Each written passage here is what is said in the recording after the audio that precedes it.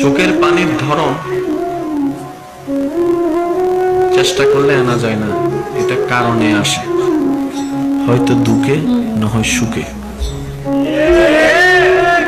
অতি দুঃখেও যেমন কান্না আসে, অতি খুশিতেও, কিন্তু দুইটার এক্সপ্রেশন এক নয়। আপনার চোখ থেকে এই পর্যন্ত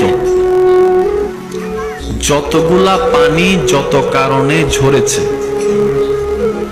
চোখের পানির নিয়ম চোখ থেকে বয়ে গালে আস্তে আস্তে শুকায় যায়, অনেক সময় ঠোঁটে লাগে, অনেক সময় বালিশে পড়ে, অনেক সময় টিস্যুর সাথে মুছে যায়।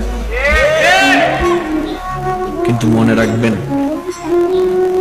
একটা কারণের চোখের পানি কখনো বিলীন হয় না। নবী রাহমাতুল লিল আলামিন বলছেন, যে বান্দা তার সারাটা জীবনে